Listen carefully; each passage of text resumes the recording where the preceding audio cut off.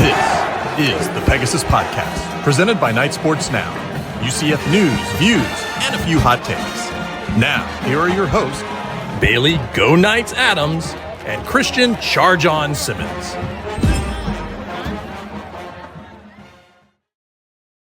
Welcome into episode 239. Be sure you're following us on Twitter at BaileyJAdams22, at @ByCASimmons, at Night Sports Now, and at Pegasus Podcast.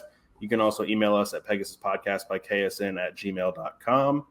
Christian, how are you? What has already set? What's going on? No, we're fine. Listen, for the first 3 years we did the podcast, we didn't have a video version. I just realized I was making sure my laptop was plugged in, and I just fully leaned off screen while you were doing the intro, but that's fine. No biggie. We're back. Yeah, we're back. How you doing? We're doing good. I actually am not sure if my laptop was plugged in. I realized what was happening midway through and how I was visible for that, and I panicked and bailed, but we're just going to assume it's plugged in. So we'll be fine. Okay. Well, hopefully it is. We'll know very soon if it's not. I wonder if they're like, because, and maybe I just need a new laptop is what this means, but I have the type of laptop where if I unplug it, it's like I've set off a bomb. Like it dies within seconds if it's not plugged in. Like, I don't know. Like I'm always baffled by people who have laptops and they're just like out in public places, not near an outlet, just hanging with their laptop. Literally could not be me. I think that is what that means. Is that now that I think about it, how long has this been a thing? Because I feel like for a long time now, this has been like, how long has that your laptop been like that? I got this laptop. I think in like 2017 or 2018, and it's been my laptop since then. But it stopped charging correctly probably around 2019. Yeah, you might need a new laptop. And I've just kind of put up with it. Well, it's not. I'm not a big like laptop on the go guy, so it's not really impacted my. Like, I'm not like. I'm always baffled when people just like go to Starbucks with their laptop. I don't know why. I guess they kind of stopped after COVID, but like when people used to like just hang out at Starbucks with their laptops. Strange behavior. Unless you do, in which case I appreciate you and respect it, and like I'm not hating it anyway. I'm really not. I started doing that a little bit over the summer. Not Starbucks, but just another coffee shop around here. But I don't know. It can be nice. It can be like intentional to like. It's like, all right, I'm not going to get any work done if I stay in my apartment. So let me like go to this coffee shop with the intention of I've got to get this done. This is the only reason I'm here. We're peeling back layers now because that was also in college. Like people would like go places to study. I just studied in my room. I never would like go to the library or anything. No, I didn't really do that either. But this is different. And when I was invited to, I would end up just distracting the people I was with, and no one would study. So I hated the library. That was you didn't like the library for me. No, really? Every time I went there, maybe it was just one time I went to work on a project and it was like I was there for like 4 hours and we got nothing done. So it was just like I was sitting in the library for 4 hours. If you're a current UCF student and you're listening to this, you're lucky because they like completely renovated and redid the library like 2 months after we graduated. Like just completely were like, now that they're gone, UCF can have a nice library that isn't ancient. So shout out to current UCF students for getting a library that doesn't suck. But this was a weird start. You know who else doesn't suck? UCF men's basketball. There you go. Look at you transitioning things. The quick start here. We'll talk about UCF men's basketball. Then we'll get to the UCF Arizona State preview. But men's basketball underway, and they beat Texas A&M, number 13 Texas A&M, on Monday night. Court stormed. It was just, I don't know. It was good to see. It almost felt like a continuation of last season.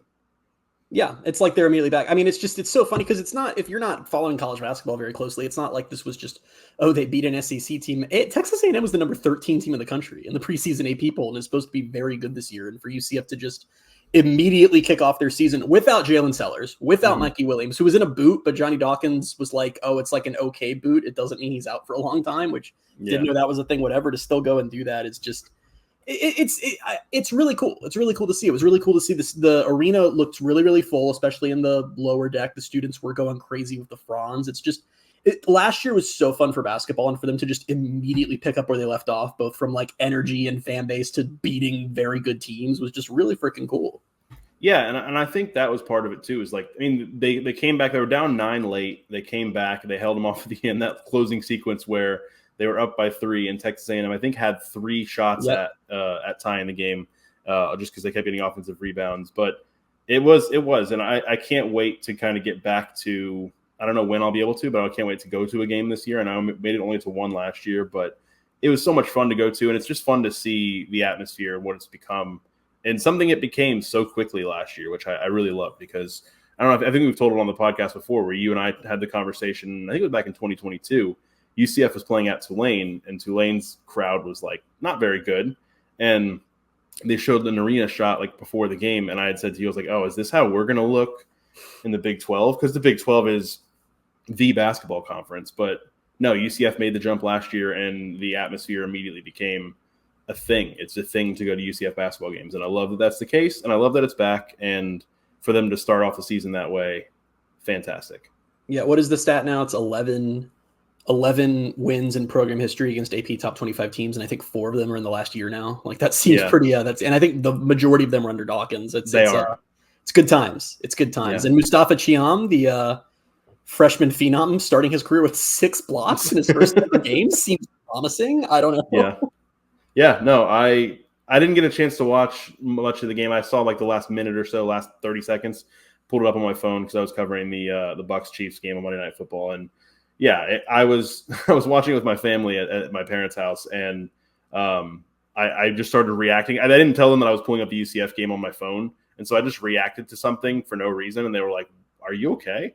And I was like, "Yeah, I'm watching the UCF basketball game." Like out of nowhere, I was like, "Yeah, I got the UCF basketball game on." So I like how John Rothstein was taking a victory lap on his Big 12 sleeper prediction for UCF. Like after one game, he was just straight up like, "Wow, almost someone said that they're a sleeper in the Big 12 conference." Crazy. I'm fine with it because I'm fine with everything, any and everything John Rothstein does. But also, every time he said Big 12 sleeper, there were always people in his mentions like UCF Big 12 sleeper.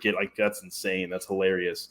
And so, I want him to take a victory lap as soon as he can. So that's good. It's also funny how, because, it's different. If you don't follow college basketball super closely, it's different than football, obviously. And the Big 12 is pretty unanimously considered to be the best basketball conference. And it was just that, and that was like the running joke on Twitter was that even the Big 12's like unranked lower tier teams are still beating the top 25 teams from the SEC. So UCF is just helping further the narratives. But yeah, it was nice with all the, destruction that UCF football has done to the athletic program's brand over the last few months that, I forgot that there's another way to get attention, and it's through the basketball team. And I'm not. Listen, I don't think they're winning the Big 12, guys. Let me say I don't think that they're not winning the Big 12, guys. But I do think that this could be another tournament year for the first time since 2019. I think that they absolutely have the roster for it, and it feels good to be able to be excited about basketball season. In my lifetime, that has typically not been the case. So it's good vibes. And if you don't like hearing about basketball, well, that just sucks because football is coming to an end pretty soon, and I'm sure we'll have some basketball podcasts like we did last year. So, I think the interest has kicked up with the Big 12 and how they played last year. So we would do basketball specific podcasts every now and then back in the old days, like 2-3 years ago. And it was like, no one would listen, but I feel like that's probably changed now. I think there's probably a bit more fan interest than before. Yeah, I think it has, but good stuff. We'll get back to basketball briefly in game of the week, but for now we'll shift gears to UCF football, who will be looking to make it 2 straight wins. They are at Arizona State on Saturday. Thankfully, like I mentioned last week, UCF avoided the 10 o'clock window. That game is kicking off at 7 o'clock Eastern time, which is 5 p.m. local time. I don't know. I don't think I knew that. I don't know. I'm bad at time zones. I thought it was 4. I thought they were all the way up. I thought they were Pacific, but they're not. This extra bothers me because we had this conversation when you were here in Orlando where I pointed out. Yeah, no, that's when I realized it. Oh, okay. I thought you were saying you realized it since, and I was like, how did you forget? No. Okay, that makes worse. No, to the podcast listeners were not there for that conversation, so I was explaining to them what I thought. I was like, am I that unmemorable to you that when I'm explaining time zones, it's just going in one ear out the other? Yes. But so UCF now 4-5 after a space game win, going to Arizona State, who's 6-2, 3-2. Generally, what it feels like is at stake is like if they win. I'm not ready to say like bowl games back on the table, but if they win this game, it feels like a way bigger likelihood. It also feels if they don't win this game, you obviously aren't mathematically closing the door on a bowl game, but it kind of feels like it because their last 2 are on the road at West Virginia, and West Virginia's not having a great year, but they're not bad. They're 4-4. Yeah. They have a record in the Big 12. That's not a gimme game. They're probably the better team, and then Utah, who's falling apart late. Like UCF can win both those games, but if you drop Arizona State, you have to finish perfect. And this is nothing about this team, risk or otherwise, has had me in a situation where I'm like, yeah, I want to see them play 2 do or die games in back-to-back weeks. I don't think that's the kind of roster UCF has this year, and probably not something that you want to have to deal with. Yeah, and I think for me, I don't know, it is everything kind of shifted pretty drastically on Saturday. The offense was back to looking like fun with Dylan Risk. The defense played really well against the bad offense. But like this game on Saturday against a better team and on the road, it almost feels like a way to kind of maybe legitimize the changes that were made, because if this game goes poorly, it's easy to say, okay, well, it was the space game. It was Dylan Risk's first start. There wasn't a lot of tape on him. They played an offense that was already struggling to score points. Like, there are a lot of ways to explain away what happened on Saturday if they don't follow it up. But if they go on the road and they win this game with a similar, not necessarily a similar performance, but once again, the offense looking good, the defense, holding their own and playing well, you'll feel like, okay, maybe those changes that Gus made worked out and we're headed toward kind of a similar finish to last year. But it could all go way back south very quickly if they lose. Yeah. I mean, it's kind of funny how one of the magical things about college football is you never actually know what part of the season you're in until afterwards, because you never know what teams are going to be. But in hindsight, and they shouldn't have lost all these games, not defending it, terrible, horrible showing. But in hindsight, they had a hell of a stretch there now that we know what these teams are. They had Colorado, which is a top 25 team. Florida, who has ended up being way better than anyone was anticipating they were going to be this year. They just almost beat Georgia. Cincinnati, who's 5-3. That's the easiest of that group, and they probably win that game if they don't spend the entire first half trying to pick a quarterback. Iowa State, who's a top 15 team. BYU, who's a top 10 team. Like that, suddenly that stretch was crazy. It was nothing but really, really good teams. And then Arizona, they go win. Arizona's really bad. 3-6, having an awful year, kind of falling apart. And to UCF's credit, they didn't just win that game and look like another team like that. They obliterated them, and they did so with a new quarterback who you're hoping you see enough from Risk to, provide hope and excitement for this offseason, for going into next season. But as great as that one was, they're right back to another tough team. Arizona State's tough. They're 6-2. They're way ahead of schedule under Kenny Dillingham, who's a former Gus disciple, I believe. Yeah. And, we talked about this game like it was going to be tough no matter what, just because it's a long road trip. And for all you haters out there of thinking that the time zones don't matter, there's been a lot of stuff out there about how the Big Ten teams that have had to travel 2+ time zones have a horrible record this year. So I think that impacts things too. But on top of all of that, this team is just a lot better than we thought they were going to be. And I don't know. It's tough because I don't want to just preach negativity, because no one likes that. But whether UCF turned a corner or not with their Arizona performance, there's nothing about this game that just signals, they're just going to roll now that they have their quarterback, Yeah, and I think it's kind of another testament to like how good this Arizona State team has been and how kind of surprising that is. It's not likely, but they're kind of right on the outside of they're on the edge of the Big 12 title picture. So I mean, there is a kind of a chance almost for UCF to play spoiler here, because if UCF wins this game, that'll pretty much knock them out. I mean, you have BYU at the top, who's undefeated in the conference, and then you have 2 1-loss teams, and then a whole group of 2-loss teams. But they're playing for something, obviously. Arizona State, after UCF, they play Kansas State and BYU in their next 2 games, so they can quite literally knock the competition out of the way to get into the title game if they want. So this isn't some team just having a feel-good year and hopefully they win. Like, they need to win this game, and UCF needs to too, to try to keep their bowl hopes going here. But I just, this is a good team, guys. I don't know. This is a good team. Yeah. And it is a good team. And I mentioned this to you earlier, and maybe we disagree slightly on this, but I'm not saying they're not a good team. They're 6-2 and they've handled what they've needed to handle. But to kind of move into the opponent profile here, I mean, they're getting the job done. They haven't really, like, last week was the one week where they kind of actually blew a team out, where they beat Oklahoma State on the road by 21. Oklahoma State's not a good team, but you still go into Oklahoma State. They're a team that's tough to beat, especially at home. You beat it by 21. That's going to be impressive. But earlier on, I mean, they beat Utah, who's kind of been down by 8. Their losses were to Texas Tech by 8 and Cincinnati by 10. They've had, I don't know, they've had some decent wins, but they've also been like a lot of them been very close. So I mean, odds are this is probably gonna be a pretty close game. Just disregarding the 6-2 versus 4-5 aspect of it, I think this is going to be a close game. And Arizona State has proven that they can win close games. UCF, I don't think that's been the case yet, other than TCU, I guess. That would be the one. So yeah, it's going to be tough, but I don't think this is a world-beating team. Like, I don't think it's impossible for UCF to get the job done here. Yeah, and I want to clarify, that's not the message I'm trying to send. I'm not trying to go out there and say, hey, heads up, UCF's going to get curb stomped this weekend, because that's not what I'm expecting. It's just, it's always funny to me how in college football the vibes just flip so fast. Like, everyone was so mad and so ready for Gus to be gone, and a huge blowout space game win and a new quarterback have combined for people to be like, oh, hell yeah, UCF's back. They're going to win out. They're going to go 7-5. They're going to go to a bowl. And They could. I think they could, but this isn't another Arizona. This is they're going right back up to a step up the competition from what they faced last week, and they're doing it on the road. And like all of you, very interested to see what this looks like for Risk. This is the first time. I don't want to sound like a broken record, but it's the first time he's playing a team that's going to have real tape on him. That's going to make a difference. And he's still young. He's a redshirt freshman, and it's a road game pretty far from home against a good team. So I hope that fans are kind of measured in both directions, particularly with Risk. I hope that fans aren't, ready to just drop him if he has a bad game, because, and I don't know, like, if he goes out there and it's like Jakari Brown 2.0, he's just suddenly useless now that teams have seen him a little bit, then yeah, we can have that talk. But I don't think he's going to just have another godlike performance, but I don't think that means that they have to go away from him or anything like that.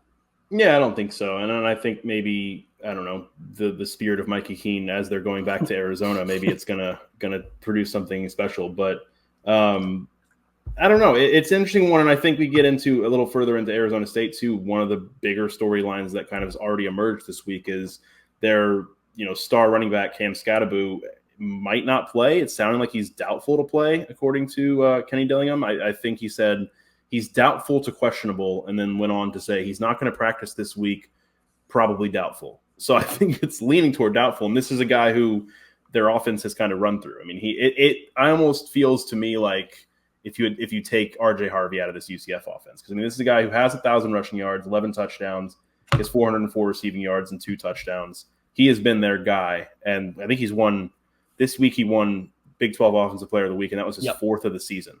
He's very good. He's very good. He is their star, and they may be without him in this game. Yeah. Did you read his Oklahoma State stat line? I was not listening. I did not, but I can. Go for it. He had 153 rushing yards and 1 rushing touchdown, as well as 121 receiving yards and 2 receiving touchdowns. So him not playing 4 yards and 3 touchdowns. Him not playing would be like if RJ Harvey and Kobe Hudson both didn't play for UCF. Like, that's the impact of this one guy. And can I be a conspiracy theorist? Sure. I think he's going to play. I think this is some sort of weird coach, I don't know, messing around with Gus, especially since Dillingham is a former Gus coach. And I believe it was Dillingham who had one of the most famous Gus quotes of all time when asked about him, and said that he's going to take, if it's like a round peg in a square hole, he's just going to jam it in there until it fits, which is like so on brand for Gus. I don't know. Maybe Gus has just made me paranoid. Maybe him being UCF's head coach, like I have had I'm running the Pentagon vibes rub off on me. But if you're Dillingham, what is your motivation to announce that? Yeah, I don't know. I didn't hear I didn't hear what the question was. I didn't hear the context or anything, but it did seem weird that on his Monday press conference, he was like, yeah, we might not have him. Yeah, not every coach is as secretive as Gus, but it's still very out of character for any coach to just announce that their star player is probably not going to play. It's weird. I could be totally wrong. I hope I'm wrong, because if he doesn't play, then this is a totally different game for UCF, and I think I'd actually pick UCF to win if we know that Skattebo is not going to play. But I'm getting weird vibes from this. Why announce that? I don't get it. Yeah, I don't either, unless it's something. See, because if it was something more serious, I would get it. Like sometimes where Gus he won't say, again, Gus is a bad example, but Gus will say, whatever, John Walker's hurt, we hope to see him back, or like, oh, he might be out for a while. It was just kind of weird where he just, I don't know. It was also he won't practice this week. Yeah. To say that on a Monday and like not even give him a chance to practice all week. I don't know what the I know he left the last game a little shaken up. I don't know if it was a concussion type thing or what, but yeah, I don't know. It was weird of him to say that, because you sent me that tweet and I was like, is it game? I was like, is it game day? Is the game tomorrow? So for that early in the week for it to come out, I don't know. Look, I don't know. I'm kind of almost – I wasn't really thinking about it. I just kind of took his word for it. But now that you're bringing up the conspiracy and you think he's going to play, I'm like, oh, maybe I was too quick to believe that. I don't know. You might be converting me into your conspiracies. This is how it spreads, guys. I'm passing on the tinfoil hat. And I want to be completely and abundantly clear that I really Gus might have just rubbed off on me. Like, I might just be way overthinking it. And I don't know. It just felt odd. It was strange and unusual for a coach to announce that. And you make good points too of why announce so early in the week. Why be sort of cagey about what the injury is? It was just weird. It's just unusual. He also did headlines like that. He said undisclosed injury. Those were his words. Yes, he was just like, oh yeah, our very best player, he's not going to practice this week, even though it's Monday, and he's doubtful to play. I'm not going to tell you what's going on though. It was just weird. It just felt like he's like messing with UCF and messing with Gus. That's also a weird thing to do. Like, that's a weird, like, you got better things to do and bigger things to do than throw out a fake injury. Why? It doesn't affect you in any way. And then you get to demoralize your opponent by they start having to spend time looking at your backup running backs, which they definitely were not going to be doing. And then they get out there on the field and they're feeling good, like we can win this game. And the best player who's going to be on the field walks out. And you're like, well, damn. If that's the case, I don't know. As a coaching staff, you can't just be like, oh, he said he's not going to play, so he's not. We don't have to look at him. Like they better be looking at him anyway, and I'm sure they are. So no, I'm not implying that UCF staff saw that and was like, well, that's great. Now we're not going to worry about him. I meant more that now they have to look at the other running backs, which they probably weren't going to do as much before him. Yeah, which even the other running backs, like there's not a lot to look at. Like they don't have much rushing production other than Scadaboo. It's the next closest rusher is the quarterback, Sam Levitt, who has 284 yards. The two running backs behind Scadaboo are Tyson Brown and DeCarlos Brooks. They both are like averaging nearly 5 yards per carry, but they have 55 total carries between them. So they don't get a lot of play. They don't get a lot of carries, and it is Scadaboo leading the backfield. So I don't know. He very much is their offense. This is a big deal if he doesn't play. Yeah, it's a weird wrinkle to this week now. But, I mean, other than that, their quarterback, Sam Levitt's, had a decent year. He's thrown for 1,470 yards, 11 touchdowns, and just 4 picks. Like I said, he's also run for 284.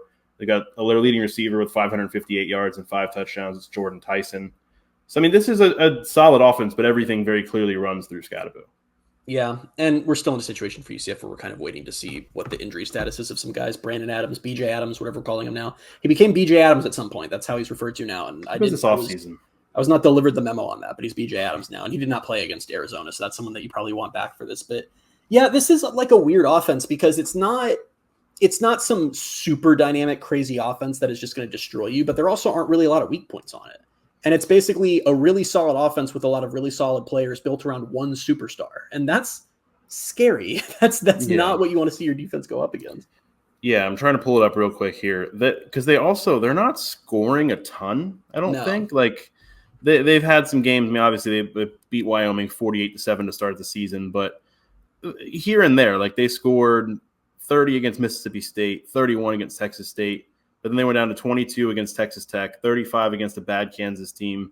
They only scored 14 against Cincinnati. And then last week they exploded for 42. So you don't really know, I think, week to week what you're going to get. But like we said, it is a very different offense if that guy is not in there leading the way. So it almost, like you said, almost does hinge on his status. If he's truly not going to play, it is a much different game for UCF. If he does play, then you're like, okay, we're getting the full strength, the real Arizona State offense. Yeah, and I'm not saying – I don't think UCF's doomed if he plays. I don't think it's like I'm going to see him trot out in the field and go, well, I guess I'll turn the TV off because this one's over. Like UCF can still win the game, and it's just a big day for Addison Williams, right? Because he and Tim Harris both basically gave the best first impressions ever in their first week, running their respective units. And like I said, I mean, we'll talk about the offense in a minute here against Arizona State's defense, and I'm interested and excited to see what they do, but – the defense in a lot of ways is the unit I'm more interested in just because Addison is a guy who, he had the defense last year. The defense was taken away from him. Now he has the defense back after, the illustrious Ted Roof era. And it would be quite the story if for the second game in a row, the defense just looks more effective. And because I was impressed but not blown away when they did it against a bad team. If this defense comes and has a good performance against a good team like this on the road, then the question becomes more, why did they get rid of Addison in the first place? And sort of opens that. That's what's so great about the spot Gus has put himself in is it's like every good thing that can happen now is still basically an indictment on him as the head coach. Because anything Risk does that's really good is an indictment on him as the head coach. Anything Addison Williams does and the defense does is an indictment on him as the head coach. It's a strange spot to be in. Yeah, and I know there were issues with Addison Williams last year. He was inexperienced, but also they did not have the talent on defense last year. I don't think is nearly what it is on defense this year. I think there's more talent, especially at linebacker. They have linebackers this year, more than one. And I wonder if things start to look better down the stretch, how much of last year was, yes, some inexperience from Addison, but 2 was just not having the guys to really hang in there. And Ted Roof, you said Ted Roof's name. Like, I know he's only been gone for a week. He feels like a distant memory. Feels like he was never here. It feels like he was, a very distant memory that, I don't know, I may never think about him again. I mean, it is funny when you think about the Addison situation, though, because you're right in that I'm not here to say that I thought Addison did an elite job as defensive coordinator last year. Everyone knows there were mistakes, but it's hard to separate that from the fact that I don't know what you're supposed to do as a DC when you actually legitimately do not have linebackers on your roster. They were starting Walter Yates in Power 5 games. Like, that's how bad that situation had gotten. And it did feel like he got scapegoated in some weird ways. And as far as the inexperience, it was just surprising because yeah, he was inexperienced. That's what happens with young coaches, and they learn by doing. And Gus just deciding we need to pull the plug on that was a weird decision on its own. And then going on to the second stage of that decision to be, let's hire my old buddy who no one thinks is going to be good at this job. It was odd. And I'm bought in on the Addison Williams redemption arc. I want the defense to keep looking good the rest of the season. I want us to be sitting here saying, what the hell was Gus doing? That's success because it means that it worked out. Yeah. Hopefully that's the case. But yeah, if we want to flip over a little bit to Arizona State's defense and what UCF's offense might be able to do, they're pretty good against the run, 27th against the run right now. They're not bad against the pass. I think they're 51st against the pass, which I think still isn't terrible in the grand scheme of things with college football. Not any really like dominant players, I don't think, up front or anything. Clayton Smith is their leading sacker. He has 4 sacks.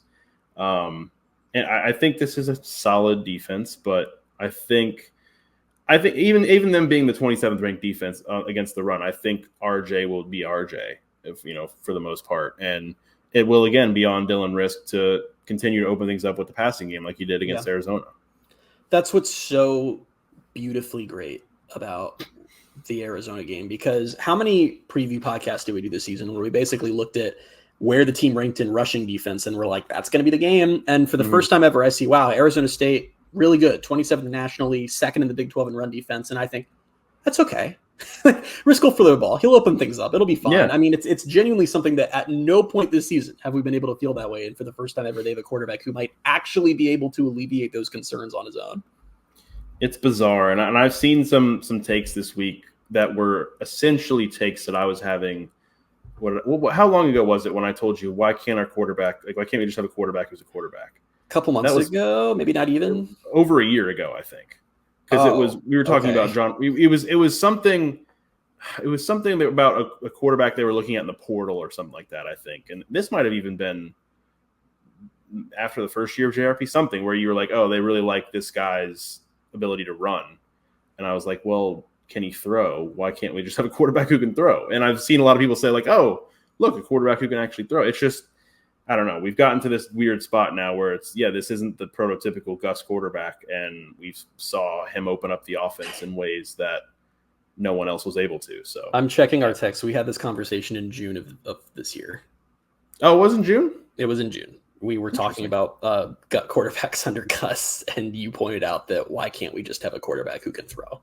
We were probably talking about future quarterback, because it has been weird in the Gus era where any quarterback that UCF is connected to that I'm interested in, whether it's a recruit or a transfer or whatever, you just have to immediately go to, well, is he athletic and can he run? Because if he can't do that, then Gus is just not going to be interested in him as his quarterback. And I don't know. I worry that I could be wrong because, listen, Tim Harris has control of the offense, but Gus is still making the decisions here. And I wonder if because Risk, who, by the way, can run, ran well against Arizona. He's just not an athlete. He doesn't look like it's the most comfortable thing in the world when he does it. And I worry in some ways that if Risk does struggle early against Arizona State, does he have a shorter leash with Gus just because he's not that type of quarterback?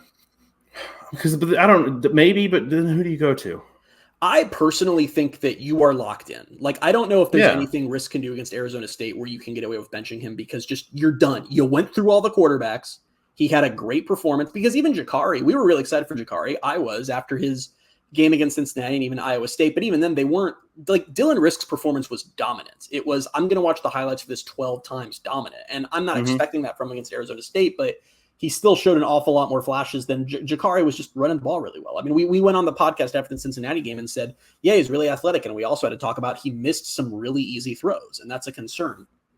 I didn't come away from Risk's game with concerns. There will be concerns. We'll learn things about him. No quarterback is perfect. He's not the next Mackenzie Milton or something, but I came away thinking this is definitely the guy for the rest of the year and maybe for next year, depending on how the rest of the season plays out. And I don't know. I'm hopeful that the staff internally has also decided that like this is it, but I don't know. I just can see a situation where he doesn't get out of a situation and is sacked for -4 yards or something, or he's not throwing the ball well. And Gus is like, wait, Jakari would have been halfway down the field with that play. And it's like, well, yeah, that's because they probably, would have been stacking the box if Jakari was there, but whatever. And it was the first time I've seen a quarterback this year for UCF that actually gave me that thought of, okay, I've seen enough to maybe wonder if maybe he could be the guy next year. And it's not really fair on EJ because they did not give EJ much of a chance at all. So I can't say that, I would be, upset or feeling like, oh, that's a weird decision if they did go with EJ next year. But I actually came away from that game on Saturday being like, okay, he ran the ball well and he ran the ball enough and he threw the ball well. He actually, that throw that he had was a Jacoby Jones on the second touchdown pass he had was the best throw I think we've seen a UCF quarterback make in 3 years, maybe. Yeah. This is so dumb, but there was one throw against FAU in 2022 where JRP just absolutely darted it to Javon Baker, which was a really nice throw. But, then JRP backs that up with a whole career of not being able to do that, which makes it less good in hindsight. But yeah, I seriously, best throw of this season, without a doubt, one of the best throws the last few years. And it's funny because just that type of throw is a throw that we saw relatively routinely from Dylan Gabriel, from Mackenzie. Mm-hmm. It's not a throw that you see relatively routinely anywhere in the country. I mean, that's a very, very tough throw to make. And I just, and I don't know. I'm excited to see him against Arizona State. And I hope that we're not going on the post-game podcast and saying, wow, we were so wrong. It turns out he sucks. And I don't necessarily think that'll happen because it's just, he did things that felt less fluky than what we saw Jakari do, or even saw KJ do. And that, you can, when a team doesn't have tape on you, doesn't know your tendencies, you can pick up some yards on the ground. You can do that. You can be athletic. You can make plays before they really have a game plan for you. But when you're Dylan Riskin, you're doing 20 different things right throughout a game. When you're, when Arizona brings pressure and you evade it with ease and you keep your eyes downfield, when you're through multiple plays, going through your progressions and finding the open man, even when he clearly was not the first read, when you're hitting throws behind the line of scrimmage accurately, they're able to get some yards. When you're hitting intermediate throws, when you're bombing it downfield and it's working. I mean, he was doing so many different things right. It's not some one-note player where I say, well, Arizona State's going to take away this and we'll be right. He doesn't seem like that type of quarterback. And that's what it does is raises the floor of what he can be by a lot. Because Jakari Brown is an example. I don't mean to pick on Jakari Brown, but we're just bullying Jakari now. the fact that he wasn't hitting easy throws meant, okay, if they take away the quarterback run, as Gus said, BYU did, he has nothing. The floor is low because he can't hit those easy throws and he can't do the thing that he's best at.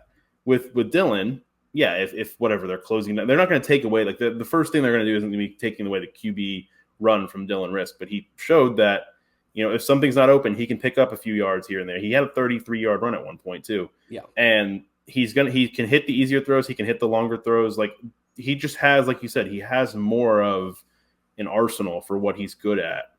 And it does. It just makes your floor as a quarterback better and higher. And I'm excited about that because and this year is a little different because they don't have as much talent at receiver. But in the past, and this is what our argument always was with Mikey, was like, if you're a high floor quarterback and you have Kobe Hudson, you have Javon Baker, you have a great running back in RJ Harvey, then, you're going to be able to function well. The offense is going to run well. It was like what we saw UCF do on offense against Memphis in 2022, I think it was.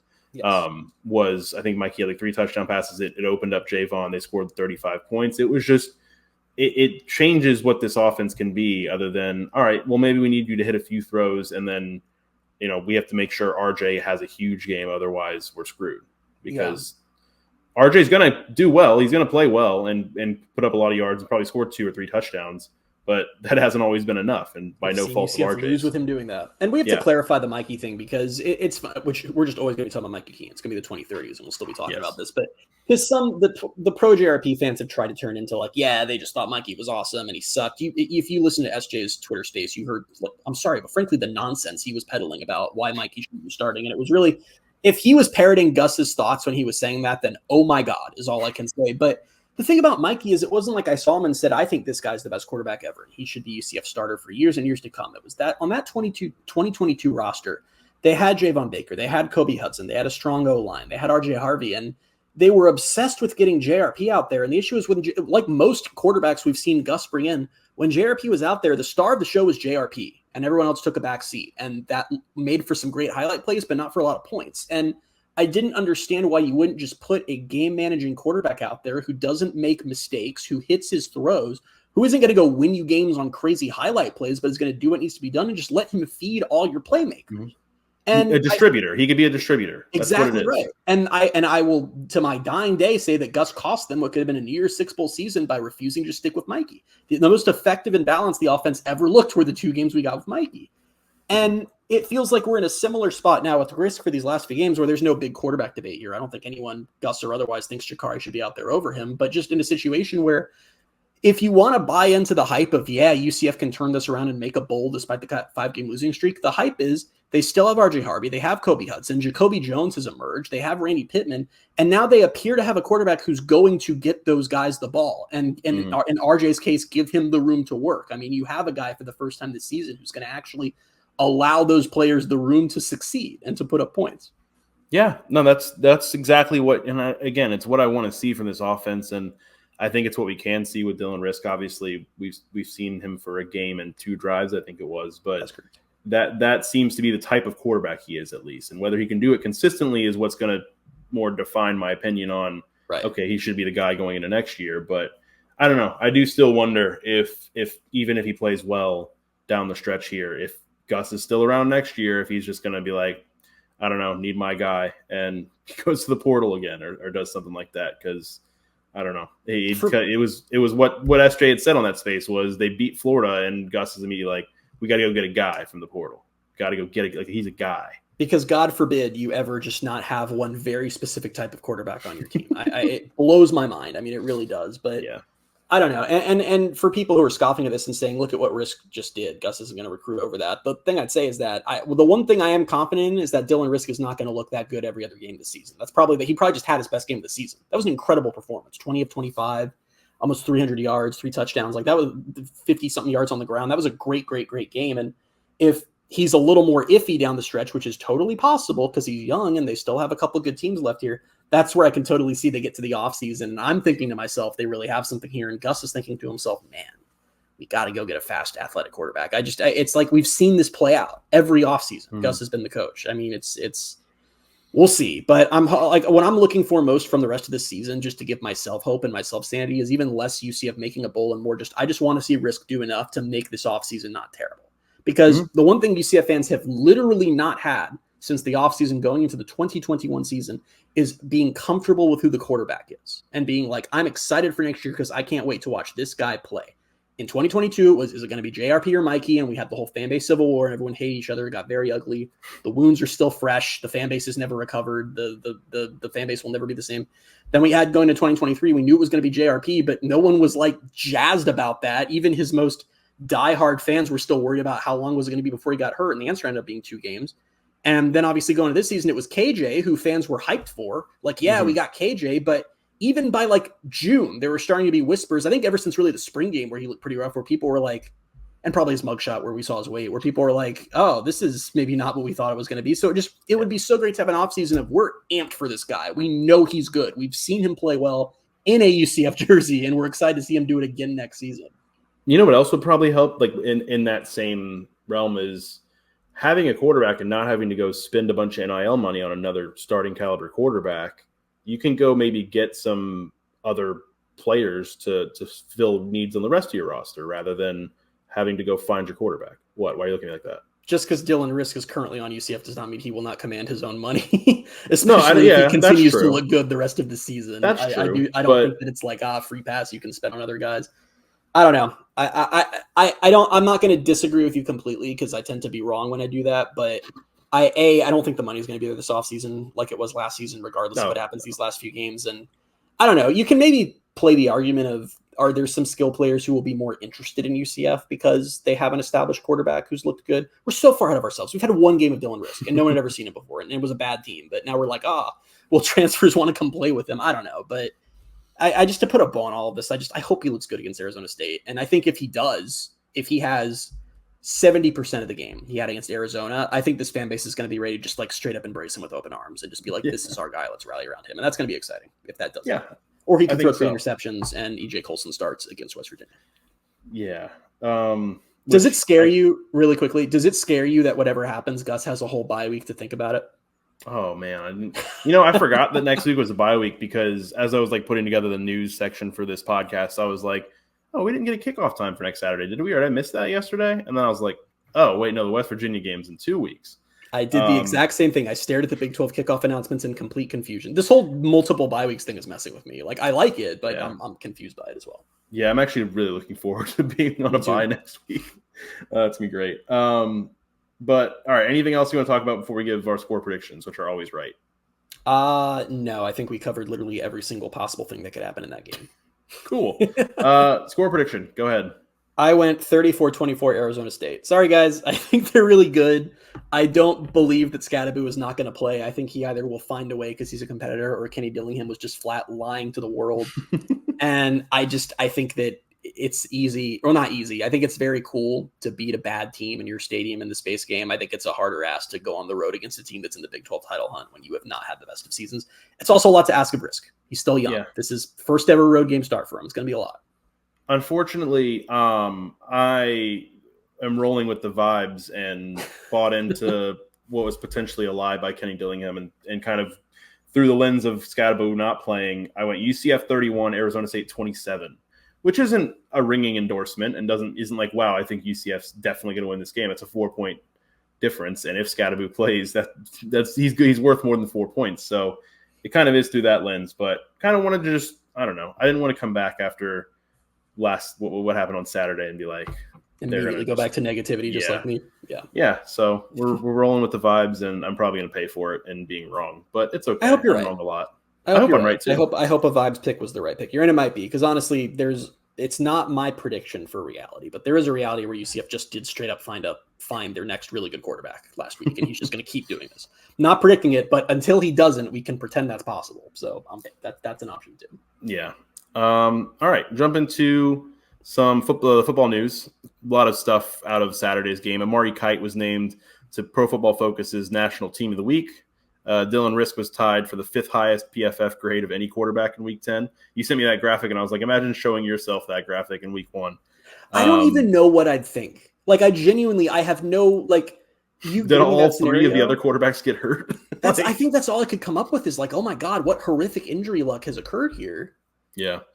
I don't know. It was cool. It was just seeing his name on the list with like some of these other quarterbacks who you're used to seeing on that list was just cool, but also funny a little bit just because you're like, wow. 90 grade on PFF is crazy, guys. Like that's not like getting an A-. That's like a super elite, very difficult to attain grade. Yeah. 247 named Tim Harris Jr. and Addison Williams, the Big 12 coordinators of the week. So pretty good debuts, reintroductions for them. Good news for the fan base, bad news for Gus probably, that the two guys who did not have power before immediately were the best coordinators in the country when given that power. Yeah. This is a thing that I didn't know existed, but Big 12 has something called Old Trapper Beef of the Week. They do. You don't know about Old Trapper Beef of the Week? No, I've never seen this before. I didn't know it was a thing. I only know about it because I'm on the Big 12 emails and they wouldn't shut the hell up about it when Old Trapper became a sponsor this offseason. Yeah, Old Trapper Beef of the Week. UCF's offensive line earned it for their performance on Saturday. And also for its performance on Saturday, UCF's Space Game uniform was given the top spot on Uniswag's Uniform of the Week rankings. Sorry, did you have more to say on that topic? Well, I was going to say, I imagine that we'll have them in the mix for the national or the Uniform of the Year at the end of the year. Is that what it was? That's such a dumb no, because I was about to say which means, but I realized I just yelled which. I sound like a middle-aged peasant who's like alarmed by which. Just really quickly, if you're listening to this, just a heads up that UCF, by having the best uniform in the country for this past week, means that uniform is now eligible for Uniform of the Year, a prestigious award which UCF has won multiple times. They are a dynasty in USAC Uniform of the Year. This matters to me more than anything else in my life. So when the time comes around to vote for that, I'm going to spam the hell out of all of you on this podcast. If everyone who listens to this podcast votes just 100 times, UCF will obliterate the competition. And I'm going to ask each and every one of you to repeatedly vote and make that one of the most important things in your day-to-day while voting is open. This isn't until like February. Just store the thought for now. I'm just getting you ready in your head for that. That's going to happen. This is a beautiful election day message. I didn't even think I'm doing this on election day. Go out and vote several times. Don't do that. But also, I was also thinking about if they can add to their legacy. We're going to have to update this Drip U graphic and frame a new picture of it. So We are. Hopefully that's the case. You can see it. This is way harder to point at than I would have thought. The camera. Oh, I know. I always do the same thing. So I'm always like, yeah. I just immediately point. No, I point at the right one. I meant to point at the fake one. This is so hard. Okay.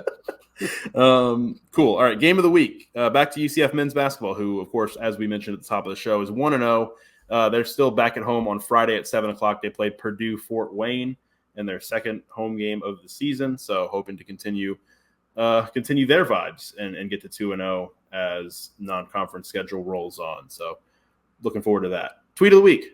It was going to go to a Texas A&M account, but I guess they deleted the tweet because I can't find it. I don't even know what the account name was, to be honest with you. They were just, thinking they were going to be UCF, and they did not. But staying on the topic of basketball, tweet of the week this week goes to all you losers who made fun nationally of UCF storming the court. Because UCF beating Texas A&M was like, I don't know if it was just because it was the first night of the season and like the first big upset of college basketball. That was everywhere. Like Sports Center tweeted, every big national thing you can think of was posting about that game. And some people took issue with UCF storming the court for beating Texas A&M. And to those people, I have to completely do a 180 from how I feel about UCF storming the field in football and just let you know that you hate fun. And I think it was great that UCF stormed the court. And you know what? They're going to do it again. I promise you that. You have not seen UCF's last court storm this season. Kansas is coming back to Orlando. There are opportunities here for UCF to storm the court again. So be ready for more, and there's nothing you can do about it. I didn't want to make myself angry and mad. What's the argument for why they shouldn't have stormed the court against a top 15 opponent? Because it was the first game of the season? The main argument was storming the court first game of the season is crazy. That's a verbatim tweet in the Sports Center replies. And there were a lot of people who were like, I can't believe it's night one and they're storming a court. Yeah. Beat a top 15 team. Like, I don't know. That's kind of UCF men's basketball started playing basketball many, many years ago. And this is the 11th time they've ever beaten a top 25 team. And it's becoming more common, and I'm grateful for that. But you know what? I think every time they beat one, they should storm the court. Just keep doing it. Why not? It's fun. It's also not as big of a deal as it is in football. It's not like 80,000 people trying to get onto like a patch of grass. It's like you've seen AdFi. It's like they go out on the court, they cheer, they go home. It's fun. Yeah, and it's mostly just the student section, right? Like I don't know if anybody else is really on the court. No, Bailey. People were leaping from the upper deck. They were swan diving. Well, no, I mean, as fast as possible. But they always show the angle of. I actually am curious if like if anybody was there and was not in the student section, and you were on the court after the game. I'm curious to hear from you because I don't know. It just seems like it's a fun thing for the students, and to get mad at a bunch of students for enjoying a top 15 win, I don't know. Seems weird. Plus, if you're for some reason listening to this and have never been to AdFi, like the student section, it's like they're like begging you to do it. Like it's literally on the floor. It's just like I don't know, like no chair back seating, and it just opens right onto the floor. Like it's like literally if you could trip and accidentally storm the court. Like they're begging you to do it. I did it in what was that 2017 19. Against Cincinnati. 2019. No, the first time they did it before that. Oh, they've stormed the court against Cincinnati twice. Okay, 2017. Yeah, I think it was 2017, and they did it for Illinois in the NIT. And I think that's great. At the time, I can hear your arguments a little bit more for the Cincinnati game because I don't even remember if Cincinnati was ranked. No, they must have been ranked. I think they're like 24 or something like that. But it just I don't know. With recent developments with UCF, like if they beat a number 24 Cincinnati and storm the court, that would be more of like, oh, you guys are dumb. Why are you doing that? But a top 15 opponent, get like an SEC opponent too. Like I don't know. I won't hear it. It was fun. Had fun. Let me also really quickly defend a court storm that happened 7 years ago. The Donnie Jones era sucked. And that 2017 Cincy win was like UCF's first big win in like a very, very long time. At the time, it made sense. I did it. Yeah. So it's I don't have any, but I'm just saying if it was more so now, if that happened now, like in hindsight, with the fact they've had such bigger wins since then, it's like that makes that one look dumber, but still at the time it was not dumb. The other factor we're not considering enough is that Texas A&M's football team just had South Carolina storm the field on them, and their basketball team then having the court stormed on them in the same week is objectively hilarious. And I'm glad I didn't put that together. Make that happen. Yeah, like they both of their main athletic programs resulted in storms for losses, and has that ever even happened? We'd have to go through like all of history to find out. I wouldn't imagine so, but also you know how I feel about Texas A&M, so that makes me even happier that they stormed the court. I've never gotten a clear answer. Bailey like hates Texas A&M, and I like really like I don't even remember. Which is funny because Texas A&M had produced, I think, probably who's maybe my favorite Bucks player of all time now, and Mike Evans. So Johnny Manziel. But no, I don't know. It dates back to they really did. It worked when they tried to just fake forged a rivalry between LSU and Texas A&M, like or when A&M first got into the Big 12 when they first got into the SEC. And I don't know. I think because that would I don't know. They're just corny and I don't like them, and they're bad. But it's to the point that I will just mention something about them in passing. Like I'll be like, oh, the teams ranked on this list are like Texas A&M and Memphis or whoever, and you're just like Texas A&M. Hate those guys. I'm like, oh right, I always forget. They're stupid yell leaders and all that garbage, and like I don't know, it's just corny people. I don't think now I feel left out. I don't think there's any random college football program I really hate. Like I hate all the normal ones, like USF and Cincinnati and stuff. Like I don't think I have the normal ones. Well, for like UCF fans, yeah. Like, I don't think I have one program. Like I feel like a lot of people have that, like one team. There's like I don't know. You still hate Purdue? Well, that's different because Purdue attacked me. So like what was I supposed to do? Not Purdue Fort Wayne, by the way. Purdue. Yeah, Purdue Fort Wayne is a team that exists. I found out, and I believe UCF's going to be playing them. Really quickly, I hate when I say things on the podcast and don't explain. In 2019, Purdue dropped their space uniforms, which were just such a blatant ripoff of UCF. I couldn't resist tweeting about it, and it was the worst ratio I've ever received in my entire life. My phone was just yes, nothing's ever even come close to that, dude. Didn't Florida State fans kill you last year? Yeah, that was 2 years ago, and deserved, but that was like not even half of. I mean, seriously, it was like I'm not exaggerating. Like my phone never stopped buzzing for like 3 days with like really mean messages. Then some Purdue employee, like an actual Purdue athletic staffer, quote tweeted me and said, we couldn't have ripped off UCF's uniforms because we don't watch Group of 5 football, which is like, I think he thought a burn, but genuinely just such a stupid comment that I hate the man, don't even know his name, but not a fan of him. But yeah, that was, I guess I hate Purdue. I feel like you're due for another fan base to attack you. It happens about once a year and it hasn't happened yet. Yeah, I never see them coming. It's never the tweets I expect. Like I've tweeted things and been like, this could be a problem. And then it's not. And we've talked about this on the podcast. Like we say things and the things that people get mad about are never, well, I kind of knew people were going to get mad about the Dylan Risk FCS thing. That was expected. You did tell me on Saturday morning, you were like, I'm going to have to walk some things back. I was like that's going to be a problem. But you know, other than that. Yeah. All right. Well, cool. We'll see. Eventually some fan base will attack you, and we won't know why until it happens, but I'm counting on it. I was going to say I'm looking forward to it. I'm really not. I'd rather you not get attacked, but I'm sure it's just an inevitability. So I'm sure I'll deserve it. Yeah. We'll be back on Saturday night. Thankfully not at 2 a.m. because it's not a 10 o'clock game. We'll be back on Saturday night with episode 240. Until then, you can find us on Twitter at BaileyJAdams22, at @ByCASimmons, at Night Sports Now, and at Pegasus Podcast. Thank you guys so much for being with us, and we will talk to you on Saturday. Bye, everybody. This is the Pegasus Podcast, presented by Night Sports Now.